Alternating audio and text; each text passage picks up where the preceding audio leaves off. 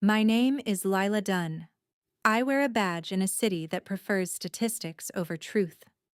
The trouble started in the early morning when I walked into briefing and saw our chief standing beside a man in an expensive suit that did not belong in a police station.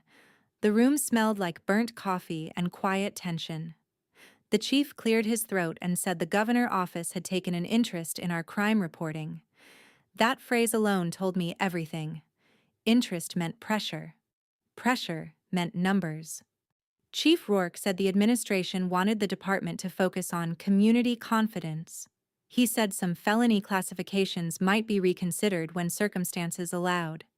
He said paperwork could be simplified. Every officer in that room knew what he meant. Massage the numbers. My sergeant, a square-shouldered man named Cal Dyer, folded his arms and stared at the floor like a statue that had learned resignation. Half the room nodded along. A few even looked relieved. Lower crime rates meant praise. Praise meant funding. But crime does not disappear because someone edits a spreadsheet. I raised my hand. The chief paused like a man who already regretted my existence. I asked whether we were expected to downgrade charges that met felony statutes. The suit beside him spoke before the chief could answer. His voice carried the calm confidence of someone who never worried about patrol shifts or violent calls. He said classification was sometimes flexible, and departments across the state understood that public confidence depended on perception. Perception. I looked around the room. A few officers avoided eye contact. One officer smirked like this was clever politics. Another scribbled notes with the enthusiasm of someone preparing to comply. Sergeant Dyer spoke carefully. He said officers still had discretion. The chief nodded. That word sounded harmless. Discretion. But I knew the law well enough to understand what happens when discretion becomes policy. Felony assault becomes disorderly conduct. Burglary becomes trespassing. Drug distribution becomes possession. Statistics shrink. Communities suffer. After briefing, I caught Sergeant Dyer near the lockers. I asked him whether we were actually doing this. He rubbed his jaw like a man trying to chew a stone. He said the governor's office was celebrating falling crime numbers before election season. The chief had received guidance. Nobody wanted the department labeled uncooperative. I asked what happened if an officer refused. He shrugged. Paperwork can disappear. Promotions can stall. Transfers can happen. His words carried the weight of experience. I walked out to my patrol car with a quiet storm building in my chest. I did not join this job to polish numbers. I joined to protect people who could not afford private security or political favors. That afternoon, I responded to a call at a small grocery store owned by a woman named Dina Park. A man had smashed a display case and threatened her with a knife. That is felony assault in every statute book. The suspect ran before we arrived, but I documented everything carefully. When I returned to the station, I found my report sitting on the chief desk. Red ink covered the page. The charge classification had been changed to misdemeanor intimidation. A sticky note rested on top. Adjust to departmental guidance. I stood there a long moment. Someone had just turned a violent felony into a footnote, and they expected me to smile and type. Instead, I started reading state reporting law. Because when people manipulate crime statistics, they forget one simple thing. Numbers leave trails, and trails lead to accountability. The governor wanted cleaner crime reports. What he was about to get instead was something far more dangerous: documentation. I had no intention of breaking the law for a politician who had never walked a night patrol. If the system wanted quiet obedience, it chose the wrong officer. And I had just begun collecting receipts. Around mid-morning the next day, I sat in my patrol car outside a coffee shop, staring at the revised report that had appeared in the system overnight. My felony assault case now read misdemeanor disturbance.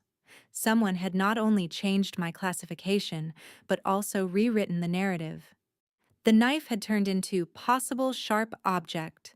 The threat had turned into verbal dispute. Paper edits are the favorite weapon of dishonest administrators. They are quiet, neat, and designed to leave no fingerprints. But police records have audit trails, and I know how to read them. The system log showed the edit came from a command-level account. Chief Rourke. I closed the screen and took a slow breath. At the station, the mood had shifted. A strange calm floated through the bullpen, like everyone had agreed not to discuss the elephant standing on the evidence table. Officer Ben Ward leaned back in his chair and laughed with two rookies. He said the new policy would make the city look like a peaceful paradise. One rookie joked that maybe we should start calling car theft temporary borrowing. Several officers chuckled. I did not. Sergeant Dyer walked past my desk and paused. He said quietly that the chief wanted to see me. His office smelled like expensive furniture polish and political anxiety. Chief Rourke did not ask me to sit. He tapped my report with a pen. He said my classification was unnecessarily aggressive. Aggressive. I asked whether the penal code had changed overnight. He stared at me like someone studying a stubborn stain. He said community harmony required judgment. I said the law required accuracy. The room cooled several degrees.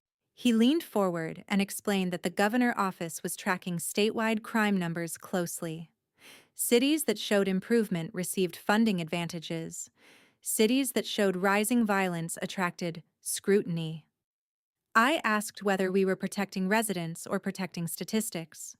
He said I needed to learn the difference between policing and politics. That was a revealing sentence. I left his office knowing two things.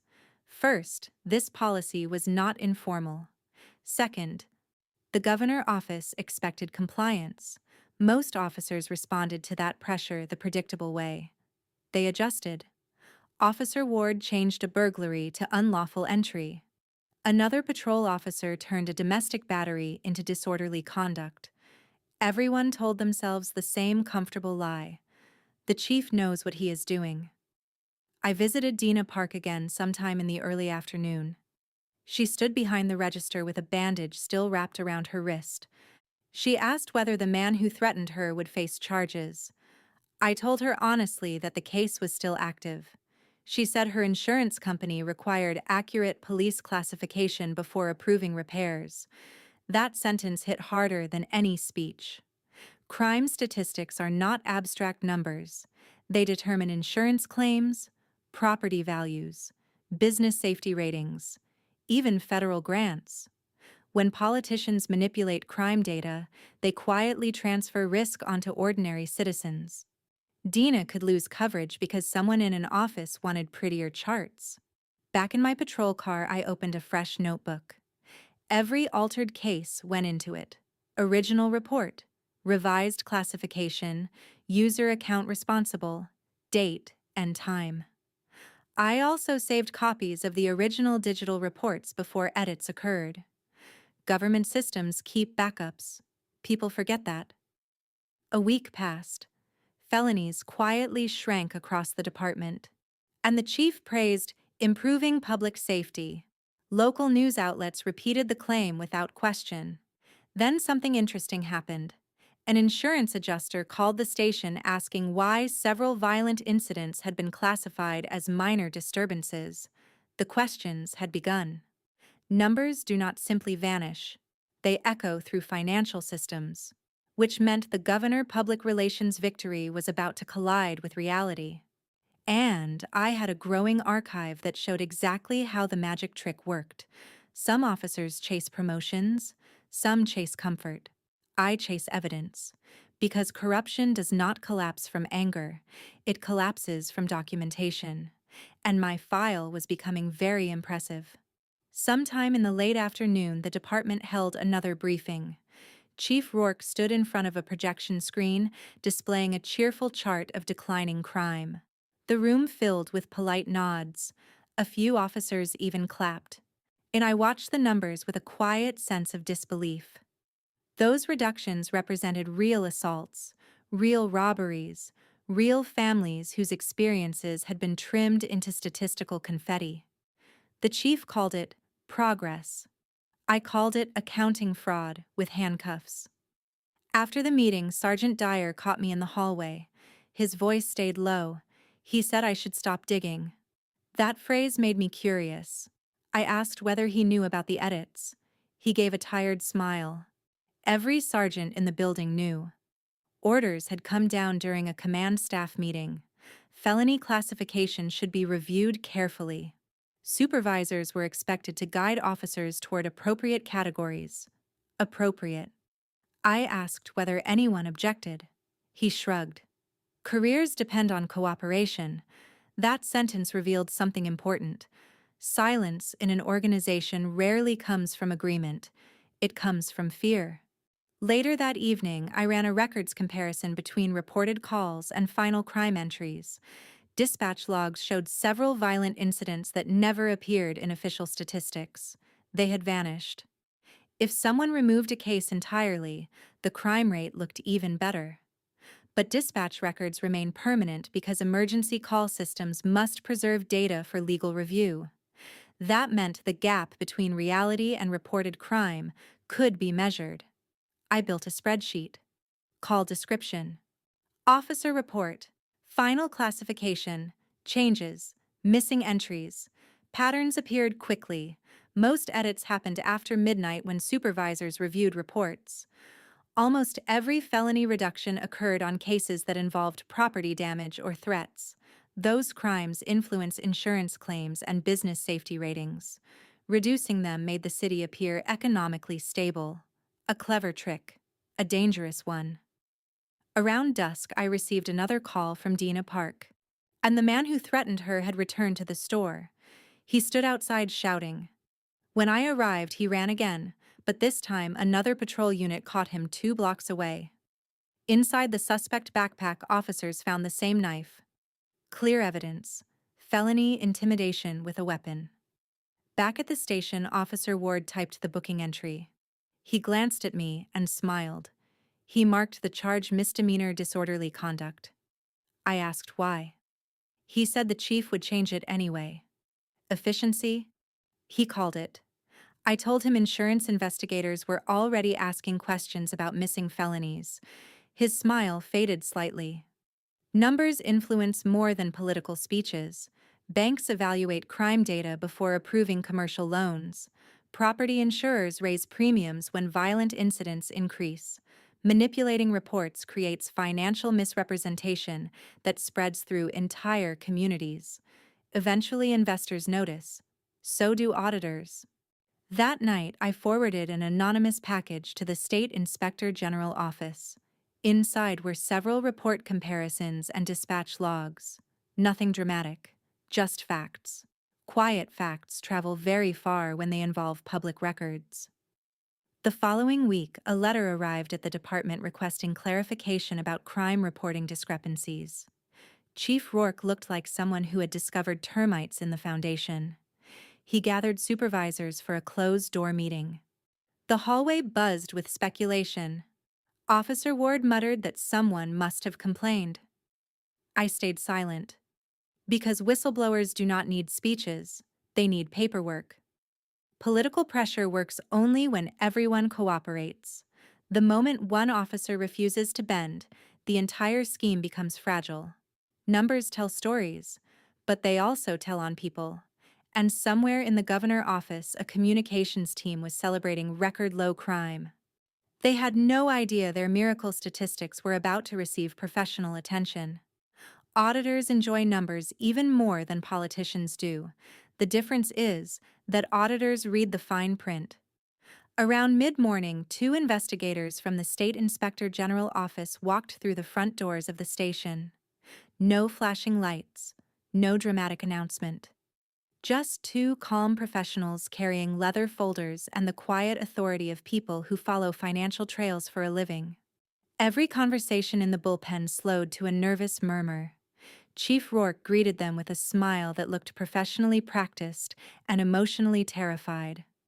They asked for access to crime reporting records and dispatch logs. Routine review, they said.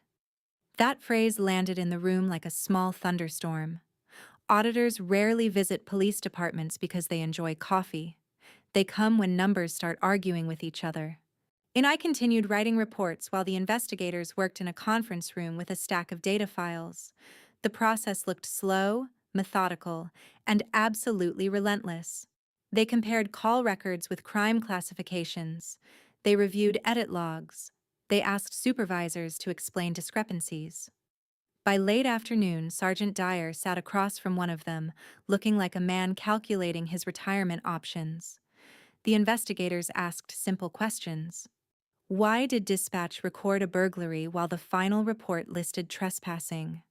Why did a weapon threat become verbal disturbance? Why had several incident numbers disappeared entirely? There is a beautiful cruelty in financial investigation. You do not accuse people. You ask them to explain math. And math does not bend to political ambition. Officer Ward stopped joking. Several patrol officers suddenly became experts in avoiding eye contact. During a short break, one investigator approached my desk. She introduced herself as Mara Linton. Her voice carried the calm patience of someone who had listened to hundreds of uncomfortable explanations. She asked how patrol officers normally classified violent incidents. I explained the statute guidelines. She nodded and asked whether supervisors ever instructed officers to downgrade charges. That question hung in the air like a delicate glass ornament. I answered carefully. Supervisors sometimes review reports for accuracy. Accuracy is a powerful word when used correctly. She thanked me and returned to the conference room. By early evening, the investigators requested a meeting with Chief Rourke. The door closed. Voices remained low but tense. 40 minutes later, the door opened. The chief face looked pale enough to qualify as medical evidence. The investigators announced that a preliminary review showed systematic alteration of felony classifications. They said state reporting law required accurate crime statistics because those numbers influence federal funding, insurance risk models, and municipal bond evaluations. Municipal bonds. That phrase landed like a hammer. Cities finance infrastructure through bonds. Investors study crime statistics to assess economic stability. If those numbers are manipulated, it becomes financial misrepresentation, which is not merely embarrassing, it is illegal. The investigators requested all command staff communications regarding crime reporting policy, emails, meeting notes, directives, paper trails. Corruption thrives in darkness. Audit requests turn on very bright lights. Word spread through the building faster than a radio call. By the time evening patrol rolled out, everyone understood the situation. The governor public relations miracle had attracted forensic attention. Political pressure had collided with accounting law. Later that night, Sergeant Dyer stopped beside my desk. He looked older than he had a week earlier. He said quietly that someone had sent the investigators exactly the documents they needed to start asking questions. I met his gaze. Silence answered him. Sometimes justice does not arrive with sirens. Sometimes it arrives with spreadsheets, and spreadsheets can be far more dangerous. Sometime in the early morning, the department felt like a building waiting for weather. Everyone sensed the storm. Investigators remained inside the conference room reviewing communication records, their table slowly filled with printed emails and policy drafts that told a very inconvenient story. The governor office had requested measurable crime reductions before the next budget announcement. Chief Rourke had responded with a series of guidance memos suggesting that officers reconsider felony classifications whenever circumstances allowed. Those memos traveled down the chain of command. Supervisors repeated the message. Patrol officers adjusted reports. Statistics improved. Reality did not. By midday, the investigators asked to speak with several officers individually. When my turn arrived, I entered the conference room carrying the same calm expression I use during witness interviews. Mara Linton gestured toward a chair. She asked about reporting procedures and whether I had noticed unusual edits. I explained the system logs that track report revisions. I explained how dispatch records preserve original call descriptions. Then I mentioned something many people overlook. Public crime statistics influence insurance pricing algorithms used by national carriers. If violent incidents disappear from reports, insurers may underestimate risk when issuing commercial policies. When those hidden crimes resurface later, businesses face sudden premium increases or denied claims. Dina Park Grocery Store became a perfect example. Her insurer required accurate police classification to approve repairs. A downgraded felony could shift thousands of dollars of loss onto a small business owner. Financial harm does not need handcuffs to be real.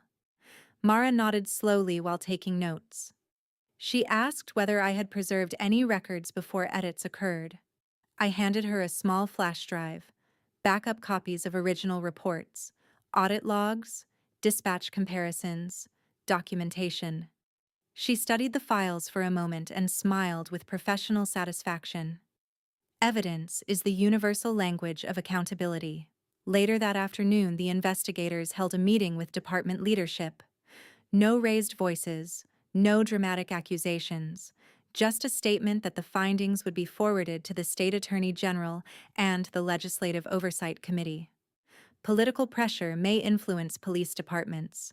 It does not control prosecutors. Chief Rourke left the room looking like a man who had just discovered gravity works every time. Within a week, the governor's office issued a statement blaming local misinterpretation of policy guidance. Another beautiful phrase, misinterpretation. But emails rarely suffer from interpretation problems, especially when they include sentences like reduce felony totals wherever possible before quarterly reporting. Those words travel poorly in legal proceedings. Officer Ward approached my desk that evening. He asked whether I knew who had alerted the investigators. I said sometimes numbers report crimes all by themselves. He laughed weakly. The truth about integrity is simple. It does not require hero speeches. It requires patience, documentation, and the willingness to let dishonest systems collapse under their own paperwork. Crime statistics began correcting themselves over the following months. Felonies returned to their rightful place in reports. EO insurance investigators received accurate records. Businesses regained proper coverage. The community finally saw the real picture of safety.